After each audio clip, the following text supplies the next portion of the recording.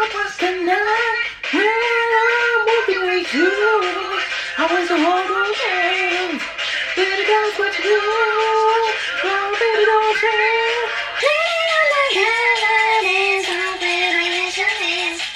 Make something up, and at the end I told him like, no bruh, I'm just playing with you, I'm not American, I'm sorry. And they was so bummed about it because they actually believed it, and I'm like, no.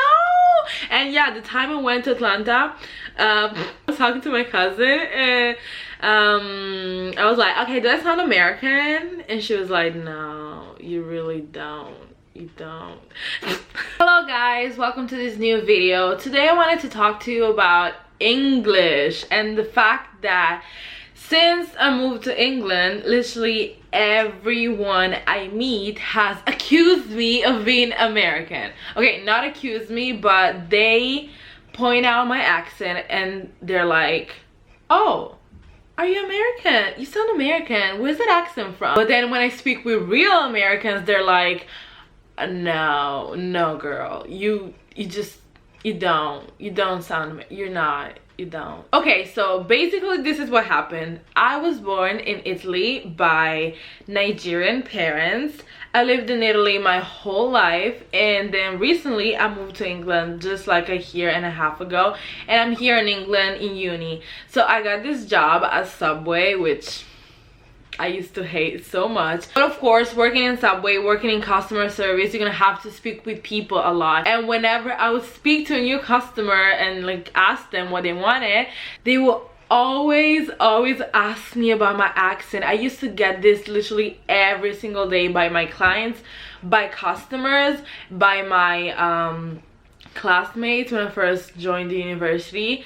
Everyone, after they hear me speak, they're like, oh, are you American? Oh, what an accent. And to me, it used to be so weird at first because I never thought I had like a weird accent or a weird way of speaking. I literally don't force it. This is how English comes out of my mouth, and if I were to speak like differently, it would be weird for me. I would have to try and like have an Italian accent, or try and have an English or African accent, or whatever that is. And whenever they would ask me, are you American, I'll always reply no.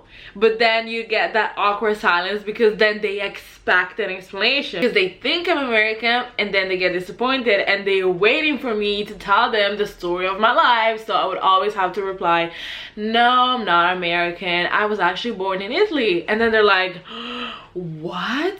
Really? How come you speak English so well? I just learned it in school, you know, I like the language. And then they're like, oh, but you sound American. You actually do sound American, right? Doesn't she sound American? And then I would have to explain again that, oh yeah, I mean, I learned English watching American TV, so that's how maybe I got that accent. And then they would be like, oh, right, yeah, I get you, girl, I get it. And the funny thing is that my parents never ever spoke English to me. Literally every time we would watch TV when I was little and they would put on CNN or any like person speaking in English, I would always be like, oh no, turn that off, I want to hear Italian. So me and my parents always used to communicate in Italian. It would be awkward for me to start speaking in English with them, so I had to learn English like anyone did. And maybe my advantage was that I would hear it sometimes, you know, when my parents would speak. Well, they don't speak that much, but yeah, when my parents spoke, when friends spoke, older people spoke, I would hear it, but nothing more than that, really. I honestly believe that I didn't learn English by studying English. I just learned it by listening to it and then practicing by myself or with other people. Because yes, of course, when you're in Italy, you study English in school from the time you are in elementary school. But then the English that you learn is just like, you know, it's just the grammar, it's just the rules. They don't teach you to like have a conversation. They don't train you to get out there into the real world and actually have a conversation with someone.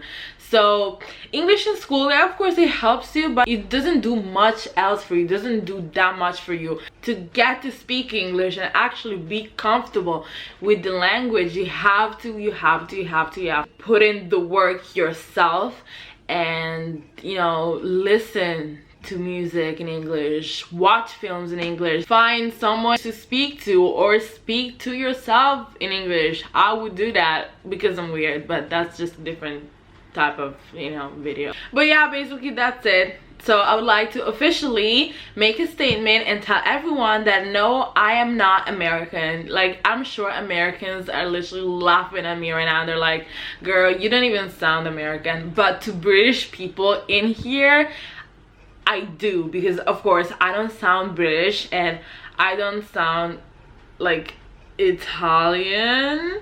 So the closest thing I sound to is like an American person, so I guess they associate it right away.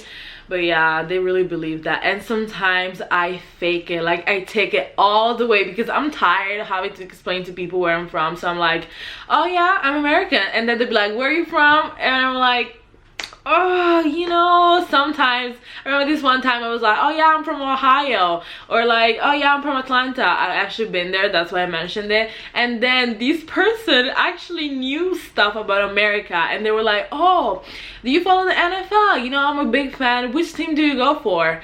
And I was like, oh, what's the NFL? Like, I don't watch sports. I didn't even know, so I had like to make something up. And at the end I told him like, no bruh, I'm just playing with you, I'm not American, I'm sorry. And they were so bummed about it because they actually believed it, and I'm like, no. And yeah, the time I went to Atlanta,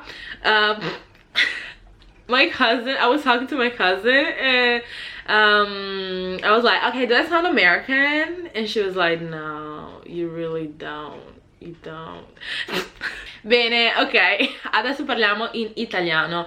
Praticamente nella prima parte del video stavo spiegando un po' come, forse l'avevo già detto in un video, non mi ricordo, boh, stavo spiegando che vivendo qui in Inghilterra, lavorando da Subway o comunque anche altri posti, quando tipo i primi giorni di lezione in università, tantissimi me lo chiedevano, mi chiedevano se ero americana, perché per loro il modo in cui parlavo avevo un accento americano, no? E quindi tutti mi chiedevano, oddio, sei americana, sei americana? E io ero tipo, no, non sono americana. E quindi loro si aspettavano una risposta da parte mia, tipo altre informazioni, mi chiedevano, quindi che cosa sei? Like, what is this?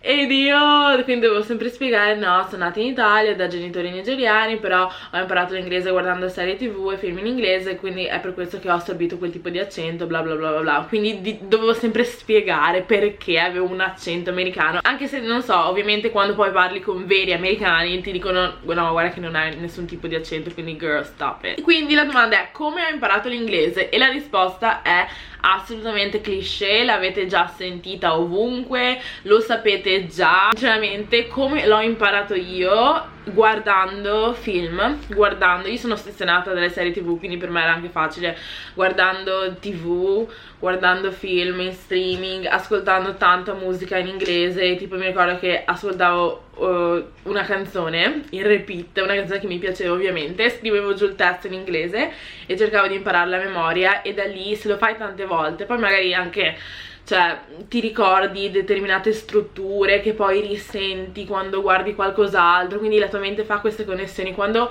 sei immerso totalmente in una lingua, quando la assorbi così tanto, tu la impari, cioè, che vuoi o che non vuoi. Ovviamente sarà più facile per te capire all'inizio e poi farai il collegamento col parlare, perché io da tanti anni fa, cioè già da tanto tempo, riuscivo a capire quasi tutto quello che mi veniva detto in inglese, però parlare era la cosa più difficile, perché non riuscivo, cioè mi impapinavo sempre, ma tuttora mi impapino, cioè mi viene difficile dire alcune cose, ad essere sciolta. Ovviamente non parlo in inglese come parlo in italiano, cioè non ho la stessa scioltezza, ci sto arrivando, però sì, è ovviamente un po' più difficile. Quindi il parlare verrà dopo ed è più facile se lo fai con qualcuno, ma anche da solo, cioè poi ci sono tantissime app, tantissime cose, persone dall'estero che possono aiutarti, madrelingua, che sono disposte a parlare con te in inglese. Per iniziare, quello che io ho fatto è appunto mi sono immersa nella lingua in qualsiasi modo possibile, e poi basta. Cioè ovviamente mi sono trasferita qua 1 anno e mezzo fa, ma prima di trasferirti devi, e soprattutto prima di trasferirti per andare all'università, devi fare dei test in inglese e cioè dimostrare che sai parlare e sai capire la lingua. Quindi anche prima di venire qua io la parlavo anche abbastanza, cioè cioè ero pratica con l'inglese. Ovviamente essendo qua, parlandolo spesso, dovendo studiare in questa lingua, sono migliorata un sacco, però anche prima me la cavavo abbastanza bene, e sempre lo stesso metodo: guarda, ascolta, scriviti i testi delle canzoni, scriviti i tuoi dialoghi preferiti, oppure cos'altro facevo e basta. Poi quando tipo mi venivano in mente alcune domande di grammatica, alcuni modi per strutturare la frase, prendevo il vecchio libro del liceo di inglese e lo sfogliavo un attimo, però davvero non mi sono mai, soprattutto da sola, non ho mai studiato avendo il libro come base, come fonte principale. Forse è un errore, forse no, ma comunque adesso, cioè, who cares, perché lo parlo decentemente. E quindi sì, era per dire che non l'ho imparato studiando, come, cioè non ho imparato partendo dal libro. Per questo quando a volte, tipo mi è stato chiesto una volta: ah, ma non è che mi fai fare, cioè mi fai delle lezioni, mi insegni un po' l'inglese che non so, cioè non so come fare, sono un po' in difficoltà. Io le ho detto non so, perché non saprei come insegnare a qualcun altro, perché non sono partita dal libro. Se mi chiedi come strutturare una frase col participio bla bla bla bla bla, io magari al momento non te lo so neanche dire, però se devo dire una frase col participio passato bla bla bla mi esce fuori corretto e mi esce fuori naturale, però non saprei dirti la regola, capito? Ma è esattamente come noi abbiamo imparato la nostra lingua madre, no? Perché un bambino neonato che impara a parlare, cioè, ovviamente non ha il libro davanti quando ha 1 anno, perché non sa leggere, non sa scrivere, non sa fare niente, ma dice le sue prime parole mamma, papà, questo, quello, cioè dice le sue prime parole perché le ha sentite, e quindi il cervello fa questo tipo di collegamenti, ed è lo stesso identico modo in cui ho imparato l'inglese, ve lo giuro. Quindi sì, questo è tutto. Faccio questo video perché in alcuni mi avete chiesto di fare un video del genere. Poi mi pare di aver fatto anche un sondaggio su Instagram, avevo detto ma secoli fa, vi interessa un video, vi dico come ho imparato l'inglese, però alla fine, cioè, non ho niente di nuovo da dirvi, non ho nessuna formula magica, non ho nessuna testimonianza speciale, posso soltanto dirvi come ho fatto io, come sto facendo io.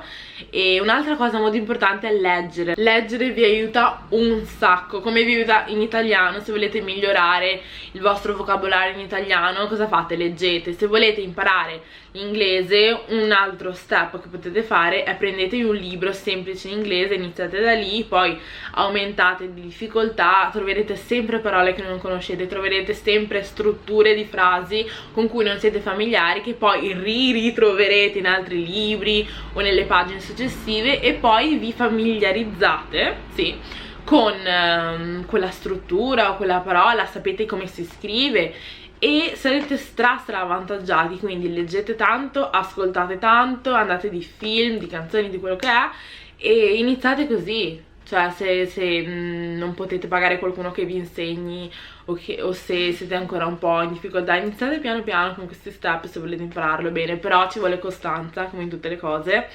e giorno per giorno immergetevi nella lingua e ce la farete. L'inglese non è così difficile, cioè forse lo dico perché mi piace come lingua, ma sì, non è impossibile. You can do this. Yes, I'm praying for you. Vabbè dai, alla prossima. Ciao.